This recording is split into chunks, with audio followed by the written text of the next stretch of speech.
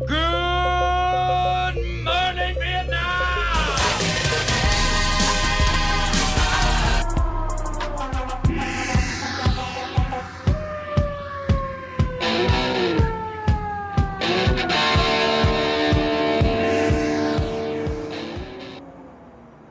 Welcome to Back in America, the podcast. You are listening to the second installment of Back in America. In this podcast, I explore unique and amazing American stories from my multicultural perspective. This episode is part of a series on masculinity in America. Here, I speak with Toby Fraser, a social worker and manager at the Lutheran Settlement House in Philadelphia. I met Toby at a workshop on toxic masculinity that he has been running for some time now. During our conversation, we spoke about his own experience working with domestic violence, gender roles, the impact of Trump on American men, and many other topics around what it means to be a man in America. How much time have you got? Oh, hours and hours. We won't need that much. My role here at Lutheran Settlement House is the manager of community education for our domestic violence department. And I've been in the field of doing education, training, workshops, and facilitating groups around how to support survivors of domestic violence, violence prevention, like getting into the root causes of where intimate partner violence and sexual violence stem from, doing work with youth and supporting teens who are being abused, all things training people about survivor support and issues of violence prevention for about 11 years now. And I started from a background in social justice work, mostly in the anti-war and then environmental movements. Always thanks to friends with an eye towards how my own privileges as a white man in this country impacted the work that I was doing and how I showed up in movements. So I had a lens of gender already. And then in September of 2008, a friend of mine was raped and murdered. And it was clear when they caught the attacker that, one, he was someone who was known to the community, and that she had very clearly fought back. He had a lot of injuries on him. So that finding out that piece was really important and impactful for me at the time in trying to wrap my head around what to do next. I'd been involved in some planning workshops for women's self-defense and consent and things like that. And that moment was really, or that time was really when I started to wonder what it means to prevent violence, to not have it happen, and noticed that the frame I was bringing to the world was assuming that gender-based violence was always going to be there. Mm-hmm. And wanting to think about and dream about a world where that wasn't true. So I was lucky enough to have a friend who worked at the Rape Crisis Center in Tucson, where I was at the time. And they were able to bring me in as a volunteer going into high schools to work with some of the youth there. They had a program where we would train the students, a volunteer-based group of students for 6 weeks in this violence prevention curriculum about gender stereotyping and communication skills, things like that. We would train them in the curriculum and also some facilitation skills, and then go with them, and they would facilitate those workshops for their peers in social studies classes. So I started out as a volunteer doing that, and I've moved around the country a few places since then, and initially went to centers in the new town that I was at to ask if I could volunteer doing something like that or whatever they wanted me to do until they trusted me enough to send me into schools and let me facilitate and do trainings. And then at one of them they said, oh, well, if you want to do that, we have a job. You could apply for the job itself. And so then I started just working in the field. So for about 8 years, I was a youth educator.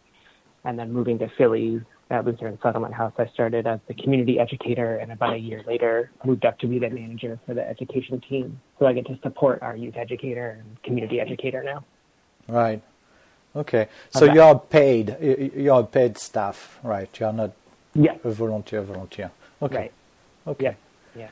Yeah, so Yeah. back to the question, is there something you're super proud of? Did you see something change? Did you? Oh, let me think.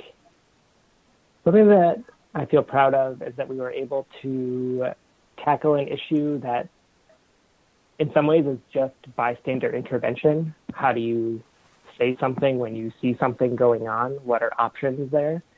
And we were able to get at a deeper level. So it wasn't just about, let us give you a prescription for what to do, as though there is a right answer and there's only one of them, but instead to go at an issue like dealing with violence, harm, situations that you're uncomfortable with from a deeper level of what actually gets in the way of speaking up in those moments, and what are the ways that you yourself can come back around to being willing and able to step up and do something. And it always feels good when we can find a way to get at the underlying issue that's going on and not just stay at that top level of do X, Y, and Z to address a situation like this. And what are some of the underlying things that gets in the way? Yeah, the underlying things that get in the way for me anyway are feeling like if I say something, it won't matter, that the world is too far gone, or that masculinity and confronting or even talking to, let alone challenging other men is always feels like 10 words away from a fist fight. So there's a lot of fear underneath stepping forward. So I have a voice in my head that when something's going on and I'm wondering or thinking or feeling bad, like, ooh, do I say something here? Right. The things that get in the way for me are all those types of, Okay. is it going to matter? Blah, blah, blah. Yeah. Okay. I mean, to me, it's really, it's a mystery, you know. What drives men to see something, you know, an event on Facebook and say, yeah, I'm going to go and confront my own belief about masculinity with a bunch of guys. Right. Yeah. Yeah. I'll try not to say too much because I can talk for a while about this one. But I think there's a few main things that bring people out. One is from conscious to unconscious, a deep feeling and belief within each of us that the system of gender roles that we have just does not work for us. That the things that I was taught about what it means to be a man, some of them fit, but plenty of them don't. And so any opportunity to have that opened up and have a space where it's okay to share about that and okay and to be in that mess of this is confusing and hard, I've jumped at. And I think I hear from people who come to our workshops that that's a big part of it, of just like, I've known that this isn't right and I didn't know what to do about it, or I didn't have a way to even play around with the idea that maybe it's not right. So just providing the space in some ways is why people come out, because they've been looking for it. I think another reason that people show up is that folks in their life, typically femme folks in their life, Sorry, which kind of folks? I didn't get that. I said femme, like feminine. Okay. Femme folks is a larger category in the world that we're in now that people use sometimes.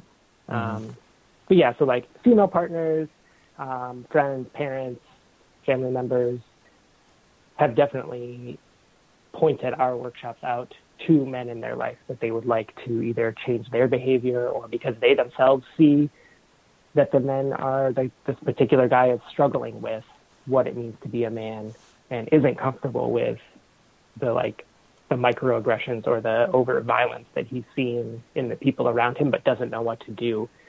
And it's definitely taken conversations from other people around that person to say, hey, I just saw this workshop on Facebook. That could help you deal with this thing that I see you struggling with. Why don't you go check it out? So there's a belief in ourselves or a feeling in ourselves that the system isn't working. So seeing this space helps. There's the people around us that point it out or push us for it. And then I think there's some people that come because they've done something that they don't feel comfortable with. And as a part of whether it was someone asking for accountability or just themselves trying to take responsibility and wrestle with why did they do this thing? Why did they commit this harm, or assault someone, or abuse someone, or even just use their power in ways that they're not comfortable with? And they'll come to a workshop like ours to talk about it. If not overtly, they'll be having a lot of stuff happen on the inside that we don't know about, but we've heard from people before that I'm here either because I'm scared I did something or I know I did something to someone, and I want to have more language to deal with it. Okay. In no case are people referred to you by, I don't know, community work or, justice department or stuff like that? Not the Justice Department for us. There is, and I'd be more than happy to put you in touch with them, an organization here in Philadelphia called Menergy, like the word energy with an M in front. Yeah. They're changing their name hopefully soon. Are you familiar with them? No, I'm not. Okay. They're almost like the flip side, to put it crudely, of Lutheran Settlement House, right? We work with domestic violence survivors. They work with abusive partners. Okay. So they get the people who are court mandated or CHS, that's the Child Protective Services type, mandate people to, if you want your kids back, if you're an abusive partner, you have to go through the Menergy program. So that would be... So they get the people like that, yeah. Okay. Yeah. Okay. And again, happy to connect you to them. They're wonderful. Yeah, okay. So we don't get folks like that. Okay. So what do you think they took away, and... leaving the workshop on Wednesday, I definitely took a lot away. I loved the part with the game of card. That to me that was super powerful. Yeah. What do you think? Because we did a lot and yet we didn't do much. Exactly. Yeah. So talk to me about it. Yeah, took away. My hope is that people took away. In some level, that while I can get in my own way about intervening, I also have the ability to get myself back from that place of this won't work. So I hope people took away some deeper internal skills and resources for coaching themselves into standing up and saying something. Right. At another practical level, I hope that the handout that we gave at the end offered out some options. I know that especially with masculinity, that before I started doing this work and learning more about it, it seemed to me like there was only one option, which was to directly confront the person causing the harm in the moment and to always be ready for a physical fight. And when that's the only option, it was really easy to psych myself out and be like, oh God, I don't want to fight today, so I'm not going to say anything because that's an almost foregone conclusion. And just giving the options of directly confront it, delegate, and find someone who's more likely or has a closer relationship to actually talk to them later, or delay and wait and talk to them a different time, or just distract the person and come up and say something totally out of the blue and offhanded just to interrupt the dynamic for a moment. But there are different ways that you can intervene. I know for me, having options has what's allowed me to actually step up and do something. So I would hope people also took away some practical ideas around options. Okay. All right. Yeah. So let's switch to maybe a broader issue, but still related to masculinity. Do you think that the Trump campaign and then the current presidency has had an impact on how men see their masculinity? I'm sure having a rapist in the White House has definitely impacted masculinity and men in this country. How directly, it's a little confusing for me. But seeing someone who has committed the number of assaults that he has, who is so brazenly uncaring about the violence that's being committed in his name and around him, for sure, I think allows men to buy in and say, actually, it's fine. I don't need to do anything different. Maybe I have a deeper sense in my body that the ways that I'm taught to be a man don't work for me, but I can get enough recognition and power by pretending that it does. And I think he's just a perfect example of someone doing that. Right. And so I think it has that type of impact. So we talk a lot about toxic masculinity, and some men said, "Well, it's all bullshit. Being a man is also good." So what positive attribute of masculinity do you think men should strive to keep or to foster? Yeah, that's a wonderful question. I think that's why I like the term toxic masculinity so much, is because it does provide that difference of saying toxic masculinity instead of just masculinity really gives that sense that there is a part of it, or there's a way to do it that's toxic, that causes violence, that's harmful, which then means that, of course, there are ways that it's wonderful and beautiful and great. It gets really messy and tricky to think about what are masculine attributes. Sometimes I'll think about, for myself, being calm in a crisis, or stoic, being able to put my emotions to the side and just deal with what's at hand, is something that I learned from being socialized as a boy. And that's not just masculine people, right? Moms and parents of all genders are able to do that when something happens to their child, for instance. Being strong is something that we're told that men are. And sure, some people who are masculine can exhibit strength in all kinds of ways, but so can people of all genders. So for me, the real trick is figuring out what is the masculinity that works for me, which at a deeper level is just what kind of person do I want to be in this body that for me is male. And it's not about, and then for me, however I am in the world, that's what masculinity is. It's not subscribing to some outside gender. Of notion of this is what I have to be. Yes. So if I understand you right, masculinities are attributes which are not gender specific. Yeah, I would be hard pressed to find any attribute that is specific to only one gender. Okay. Yeah, I think there was a beautiful article by Billy Porter, who's an actor, a black gay actor. He's on the show Pose, which is popular right now. He dresses in some beautiful ball gowns when he goes to red carpet events. And he has a quote that's something about how he's not a trans person and he's not a drag queen. He's a man wearing a dress. And because he's a man wearing a dress, that's an act of masculinity. It doesn't have to fit within the stereotypical man box that we were taught it would be. Interesting. Okay.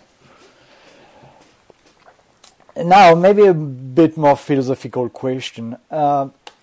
You've been in this job for, 11 years, you said? Different places, but yeah. Yeah, different places. Definitely a tough job, right? Working with violence, social issues. How does that job give you a sense of purpose in life? Does it? And if it does, a sense of purpose? How? Sorry? Did you say a sense of purpose? Yeah. Yeah, definitely. I think I have the best job ever. I get to both do the individual work of supporting survivors and training other people and doing that very direct helping advocacy work for individual survivors. And I get to be a part of a movement to change our entire culture and the way that we perform our gender and what that means for everybody in a way to go upstream from the violence that's happening and to stop it before it even starts, and to change the culture of domination and power over and inequality that we have in our society right now. So yeah, this job definitely gives me life, gives me a purpose. And I think I'm not sure what I would do without it. Starting as a volunteer, it's just been such a gift to now get a paycheck for it and not have to have a different job to be able to do what I feel so passionate about. Wow, that's fantastic. That's great to hear. Yeah, so lucky. Well, that's good. What would you like to tell a man reading this story? I would like to tell men that it's okay to be themselves. That if you're a man who likes some of the stereotypical guy things, like sports, for instance, or something like that, go for it. And if you're a guy who also likes doing things that are outside of that norm, also go for that. Paint your nails and wear glitter and cook and do just what makes you feel comfortable without judging someone else because what makes you comfortable makes them uncomfortable, or what makes them comfortable makes you uncomfortable. That we can all do gender in our own way, and it'll be all right. We don't have to force each other into the man box. Right. Okay. Good. Yeah. Good. Well, is there anything I didn't ask you that you would like to tell me? I don't think so. You have really fun questions. Yeah. Toby, thank you so much for your time. Have a good afternoon, and we'll be in touch. Cool. All right. Enjoy the day over there. Yeah. Thank you. Bye-bye.